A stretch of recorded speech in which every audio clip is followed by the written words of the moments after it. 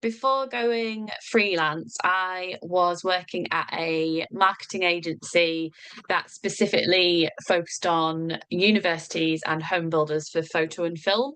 So it was quite niche. Really enjoyed the work that I was doing there, and I'd only been there about 3 months and we got the COVID news. So I was like a new starter, just sort of getting to know everyone in the office and everything. And then yeah, that happened, and we luckily I was kept on for as long as the could, because I didn't quite make that bracket of that help with the the furlough and everything, because I was a new sign up, new recruit. And so they gave me all sorts of different jobs to be doing, which actually really benefited me for my own learning and development as well, because I wasn't just then doing the role that I'd been learning about. I was learning other parts of the business as well to support. um so then the lockdown happened, and I was not working as much. I was at home by myself, and just reconsidering everything, basically. Having a bit of a, I don't want to say like a meltdown, but just to rethink about, life and what I wanted. And yeah, I think it was then that this idea sparked of, well, maybe I could do something, for myself. Maybe I could start my own business. I love people. I love finding out about people, helping people. There was always something there that never felt like it was being fulfilled in terms of helping others. All the roles that I did have always been with others or for others, but never really hit that mark of something to like know that you had that impact, direct impact of helping somebody. So then I started to think about, well, what can I do with all of that without having to, because I'd already done a degree and I studied acting for 3 years and did that self-employed for a couple of years. And I thought, well, what can I do without having to go back and re-study? If I wanted to do counselling or something like that, it would be potentially another 4 or 5 years. And by this point, I was already mid-20s. So I was like, I don't really want to go back and start studying again. And then I just came across coaching, and I knew someone, luckily, that had done it, and I could see how they were running it as a business model and everything. And I thought that sounds interesting. You're directly helping people, so that ticks that box. You can do it self-employed, that ticks that box.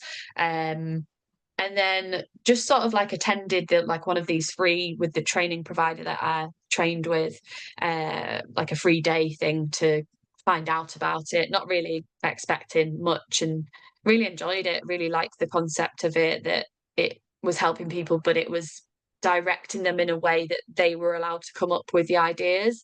And it wasn't like you were pushing something on somebody. You were facilitating them coming up with an idea. So then I thought, right, well, let's do this. I've got more time at home now. It was a self-led course of, I think they said the minimum you could do it in was 9 months, but I think it took me about a year and a half in the end. So then, yeah, I was doing my learning on the side. I was still working my full-time job.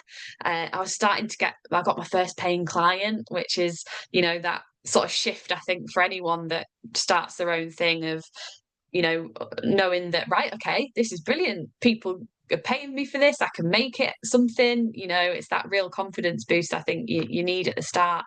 So that started happening more. And then I was finding it really hard to divide my energy between the work that I was doing in the agency and my own stuff, and I couldn't fully focus on it.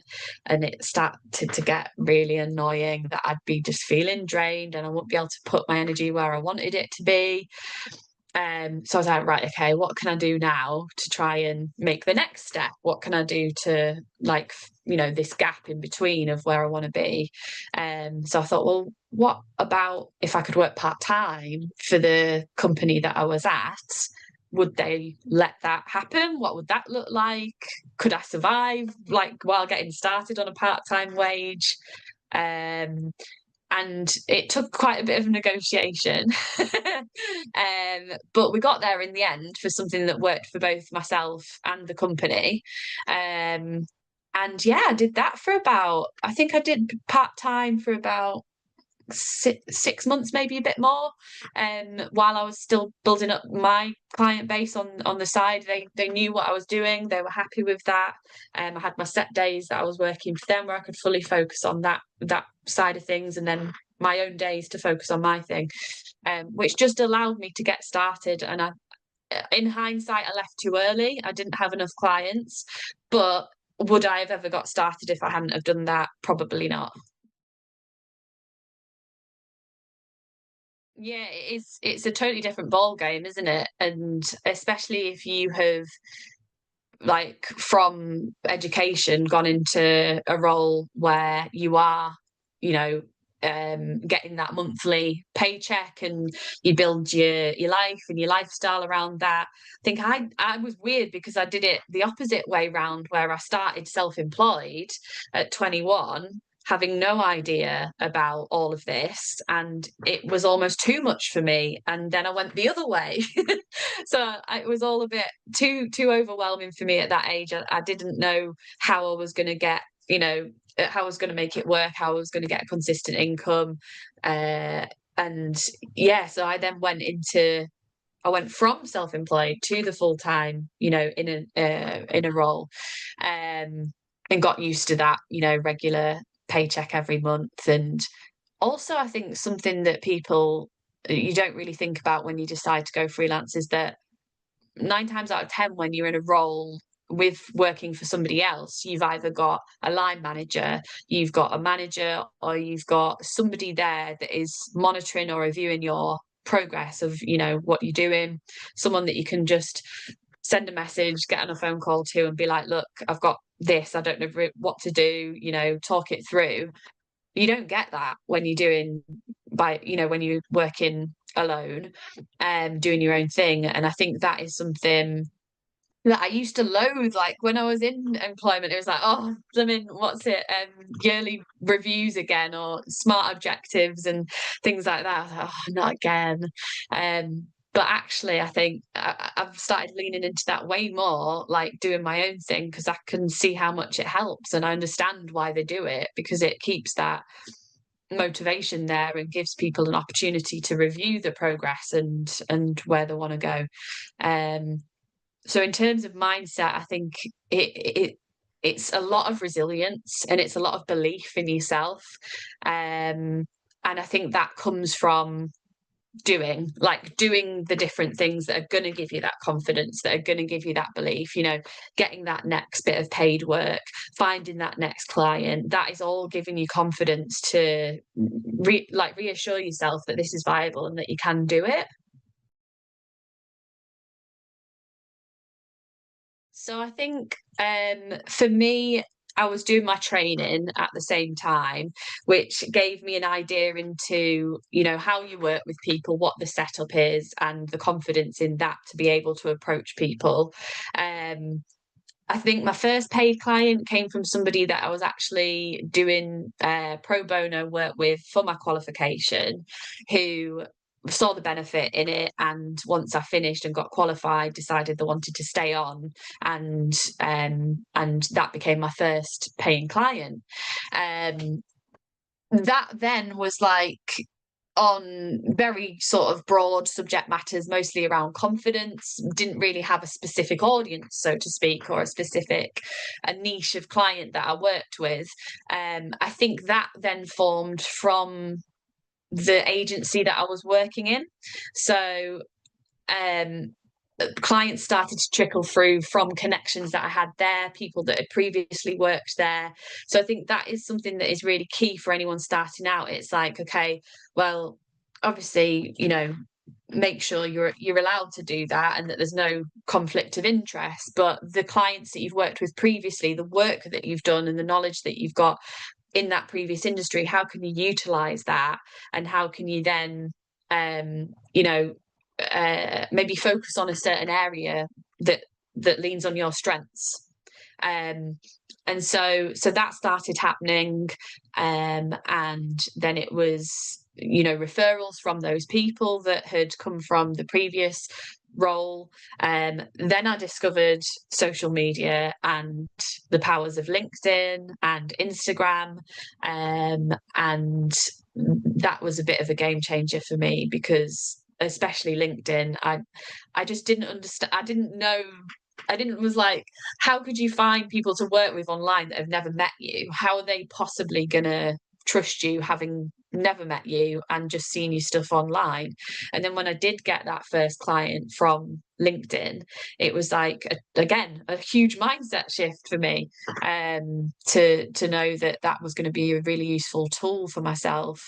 Um, but I think what I'm saying is try to focus on your strengths of where you can bring your best to help people the most, whatever area that is in, and maybe focus on that, because that's when the little pockets, the little, sprouts start coming up of that industry.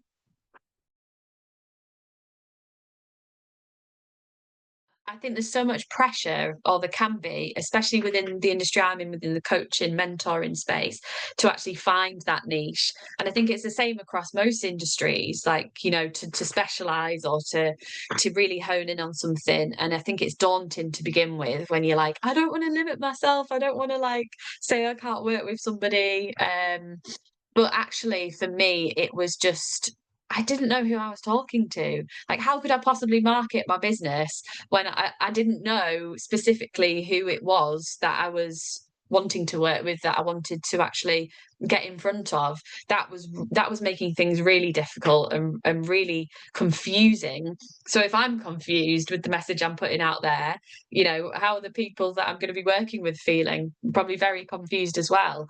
So this is where I think that your niche becomes so important, because it gives you a focus in, especially in your own marketing. It gives you that thing that you can focus in on, and you can become an expert in that area and that thing that it is. And like you were saying, people often say, oh well, I don't have a niche. But actually, when you dig deeper, there's always some. It doesn't have to be industry. It could be actually, something that all these people have in common, that is, that sort of thing that lines up with everyone that you work with.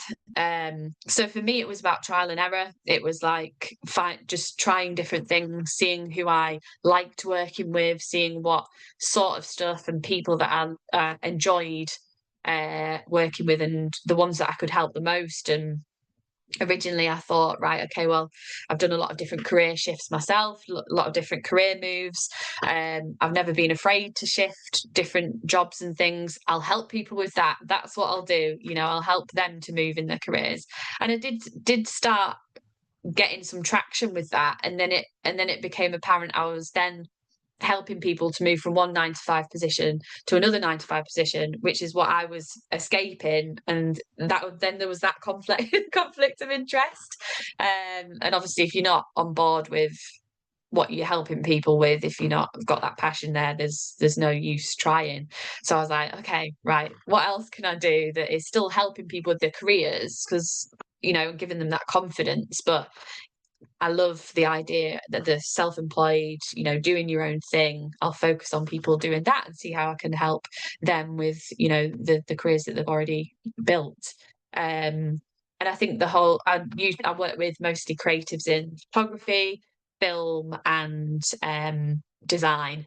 And I think the correlation there is obviously the acting, creative background, always been someone who is very passionate about photography, film, creative industries. So it all sort of links up. When you think about it, it all links up in the end. It's a massive one, isn't it? Social media, and I think anyone that sets up on their own knows that it is most likely going to be a part of what they do, and there's no ignoring it. There's no, unless you've got a amazing network around you of people that are constantly referring you. And I know people that do survive like that, but I just think, well, what else could you be achieving had you got that additional presence out there, as well as your word of mouth to back it up.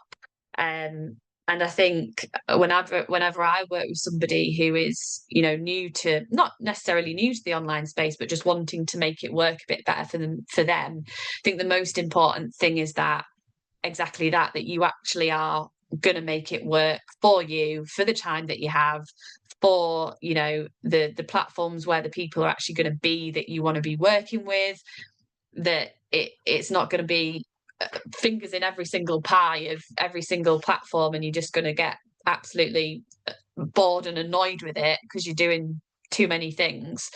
So I think the main thing is to actually start by looking at it realistically. How often can you actually show up on there? What is realistic for you? There's this whole thing about consistency. Well, consistency to you might be every single day at 1 p.m. For somebody else, it's every single week at, Monday at 9 o'clock, and they do that every single week, and that's consistent for them. So I think the main thing is to make sure it's working in a way that suits you, your business, your lifestyle, but also that it's in the right places, that are going to be, where your people are hanging out. And I think ignoring the trends of what other people are doing, putting that pressure on yourself to constantly perform, and I really strongly believe that it has to be a way that feels good, a way that feels good for you to talk about your services, to show what you're creating, and it's like a bit of a shop window, isn't it? That's what it is. It's a shop window to not just yourself and what you might be doing. It's also about you, your brand, your personality. It's getting more and more AI out there and stuff at the minute. And I think the more that you can show that you're human, that are a good person, that you're trustworthy, people can feel familiar with you before even working with you. And you're already on that customer journey, like you're already on that scale because you're already familiar with people, and people buy at different points. So you might have somebody that sees you on social media and after a couple of days is like, yes, I'm going to reach out to them. You might have people years that are watching you, waiting, and that's why I think that it's so important to just have that presence there, even if that is once a week. Have that presence there so that people know who you are. Yeah. So I'd say I probably use Chat GPT on the daily. And I'm not ashamed to admit that. It helps me with my organizing my thoughts. So like, if I've got a couple of things that I need to think about that week, put this into a bit of a plan for me, a bit of a order of what I need to tackle first. So it's there as like a bit of an organizer. I think productivity wise, it's really useful. I also use it so I create my content myself. I draw up the rough version of a post. I'll then run it through ChatGPT, spot any, mistakes or errors. Quite often I have to condense it because I just write too much, and I'll say to it, can you just make this more concise? And I find it super helpful for that, just making it more easier on the reader's eye. So I use it for that. Lately I've been using it for pricing tables, like sending clients quotes. I can put in there what I'm offering, and it can put it into a nice little neat table for me without me needing to go into sheets and color code it and everything, which has been a really cool thing that I've found recently that it can do. What else do I use it for? um I think just productivity mostly. It just speeds things up. Um, and also I've started using, I know it flagged up before we started, a note taker on my calls, that actually links the video to the notes so that that client can then click on that specific segment of something that they've said, and it'll take them to them saying that in the video. So stuff like that is, I used to spend half an hour, 45 minutes after my calls writing up notes, delivering specific action points. That now does that for me. And that's not to say that I'm not helping the client as I'm still chasing them on those things that they've said they're doing, but it's just like bam, it's done, it's sent to them. They've got it quickly, they've got it in front of them, and they can get going with it straight away. So stuff like that, it's like just super helpful. Also, I don't know if that's really AI, but like things like CapCut, editing programs, with the instant captions on videos, and that speeds things up. So I think it's about looking at ways of, right, this is an amazing tool if used in the right way. How could we actually benefit from it as opposed to, run away from it? Um, if it's not in my calendar, it is not happening. So I have a Google Calendar I prefer to use that has got my personal calendar, my work calendar, my shared calendar with my partner. Like everything goes in there, and I use that for time blocking. So I will literally start my day by looking at what I've got on, what needs to be done, and I'll block that into my calendar in those specific like time brackets. It sounds really anal. It sounds like overkill, but it just works for me to be able to plot in my mind what I need to be working on and where. Because I think like when we're wearing all the different hats of the accounting, the marketing, the admin, we can flit in between, can't we? And then we're sat there an hour and we're like, what have we actually done?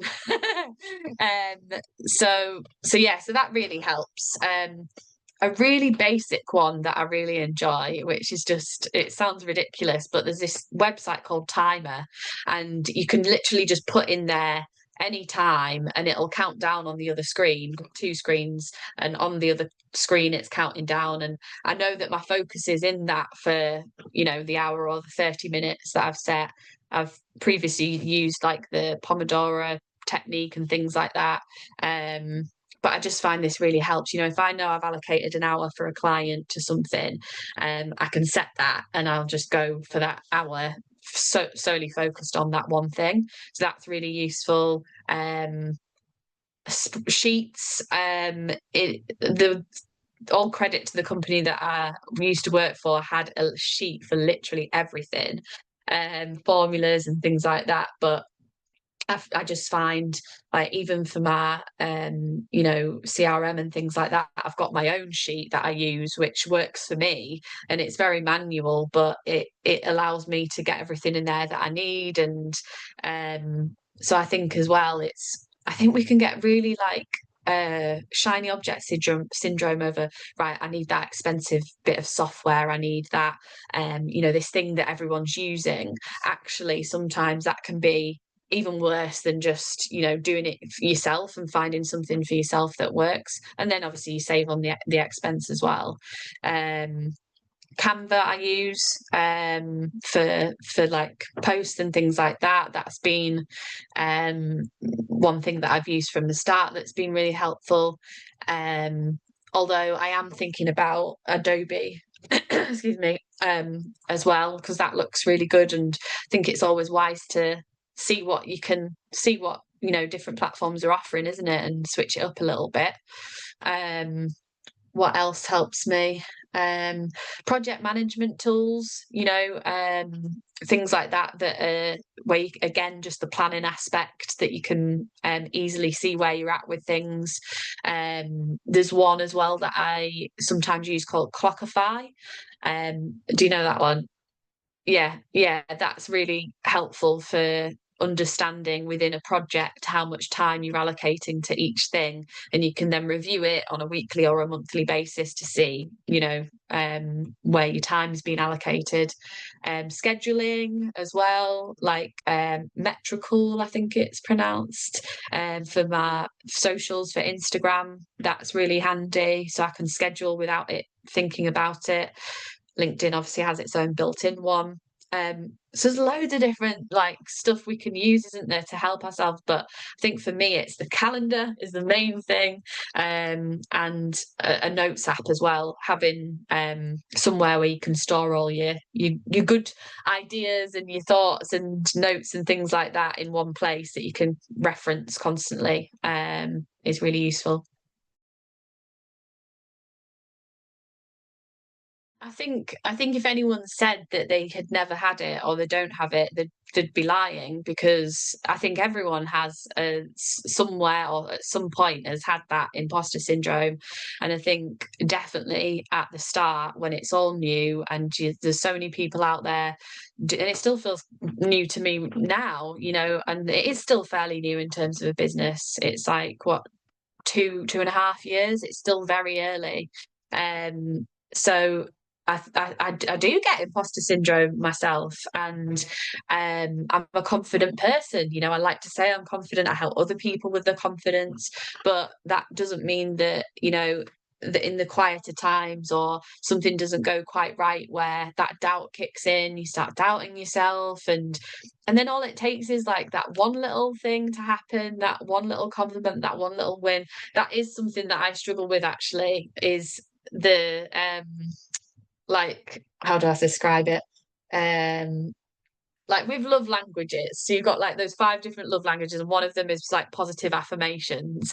I think that is something that I like and look for, and you got that in full-time employment because you had somebody there, like I said, line manager or somebody, guiding you, telling you what you could do differently or what was working really well.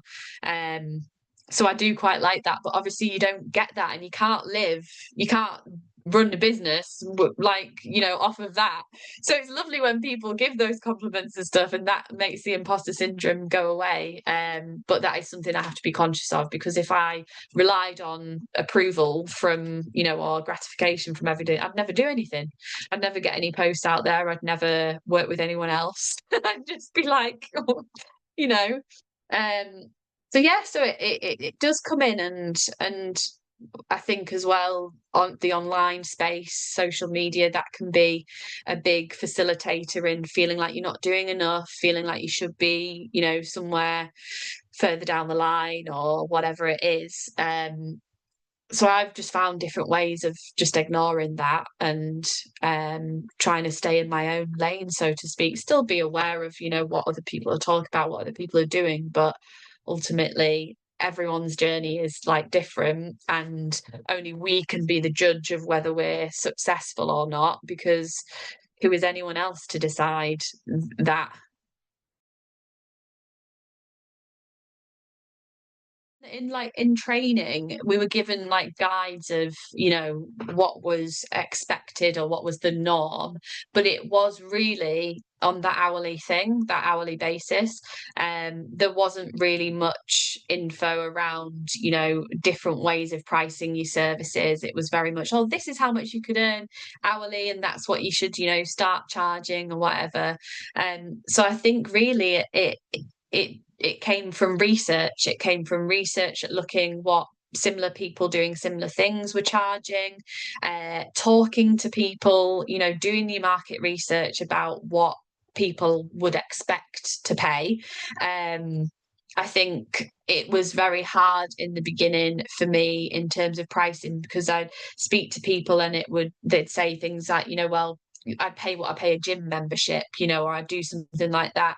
But actually, you have to look at the value of what the service you're providing, because it could be potentially life changing for somebody, the stuff that you're working on, and it could shift the complete aspect of their business, their life.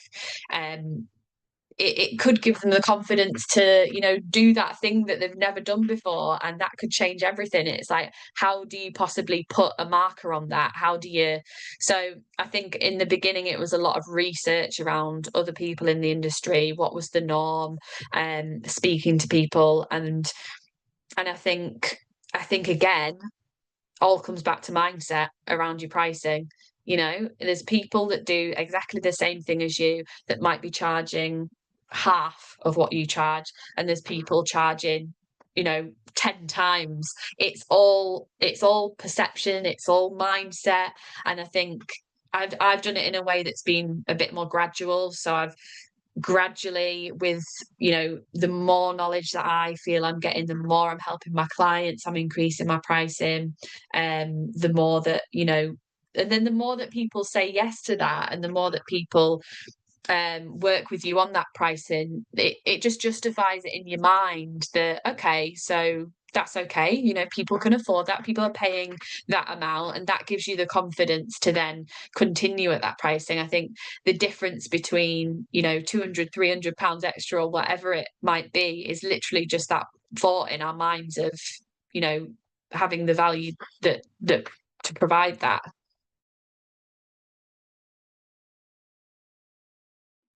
The reason I started it was because I wanted another sort of creative outlet to be able to create something, and to help others by, you know, sharing insights like you're doing from other people on a similar path.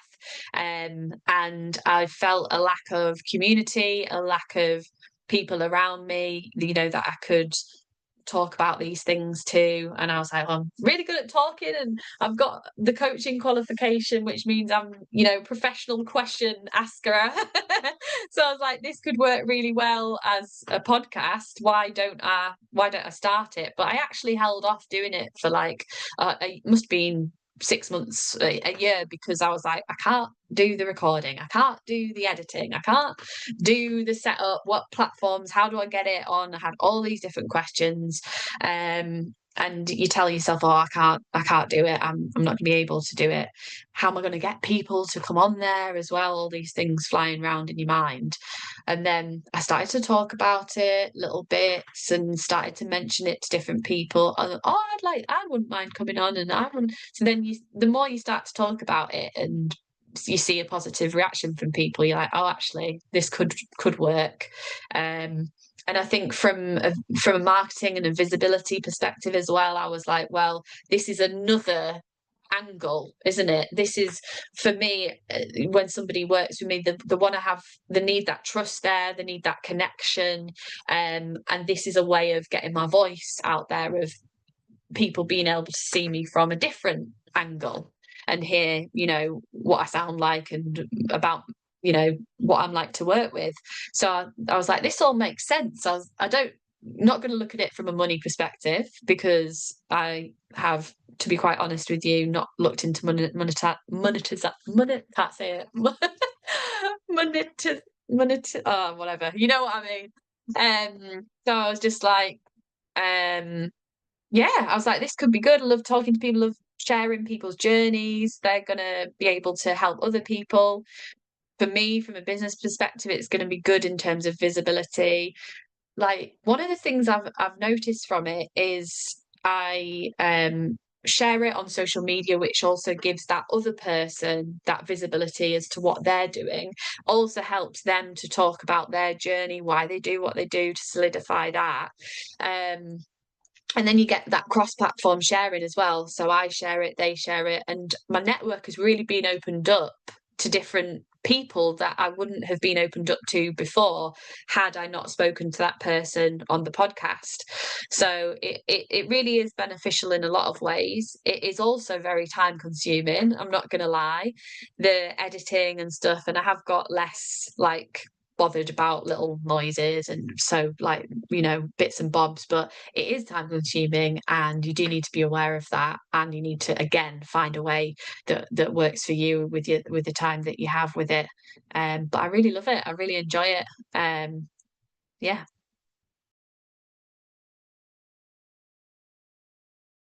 It's something that I do, and I advise to my clients to do, is before you even begin the process of working with somebody, just get on a call. Like, you know, whether that's 15 minutes, whether it's half an hour, just get on that call with them, because there can be, you know, the most responsive, the easiest person to message back and forth with, but actually you need to know that they're, you know, not that, you know, they're a real person, but just know that the connection's there, that you're going to be able to work together, that it's going to be, you know, good for both of you, a good fit for both of you. Because ultimately, I think the problems start happening when those questions haven't been asked, especially when you're taking somebody else's ideas or concept and then creating something with it. Like, you need to be able to ask those questions to be able to do that. And I think the best way to do that is either get on a phone call, get on a Zoom, and actually just do that in person with each other. That might save you that 30 minutes out of your time, which is free, that might save you a day of work further down the line. So I think a lot of people would probably want to avoid it and just get to work as soon as possible. But actually, I think get on a call, get that conversation happening from day one, because and that can be the decision between someone hiring you and somebody else. You know, if they're getting quotes from three different people and two of them have just sent it through without asking any questions, whereas the other person's got them on a call, they've found out specifically what they're looking for, they've tailored it, you know, who are they going to pick? They're going to pick the person that's taken the time. So you've got to look at it from that perspective as well. You know, what can you offer at inquiry stage that someone else, a competitor, doesn't offer, that is going to give you that edge over somebody else. So I think just it works from all angles. The getting on a call. Yeah, yeah. I think this is where the importance of like knowing what you want long term, knowing what that looks like for you and what that definition of like success and doing well is. Because if you're not clear on that, it can be really easy to get swayed by what so and so's doing over there and what this new thing is over here. If you're not clear on, right, okay, what do I actually want this to look like long term? What would successful mean? You know, what does that actually mean to me? Is it having a team of 10? Is it working completely by yourself and doing your own schedule? It's different for everyone, isn't it?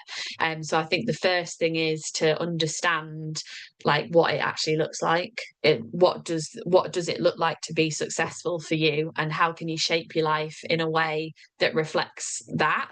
Um, and it's not easy because it changes as well, doesn't it? You know, over the years, your definition of success can change as well. Um, but I think yeah, it is hard to stay on your path or whatever it is. But if you really strongly feel something, believe something, know that that is what you want, um, then it becomes easier to ignore the outside influence, the outside noise, so to speak, of what else is happening. Um, so yeah, um, I think just having a good grasp of what it actually looks like for you, and doing what you can to make that version happen.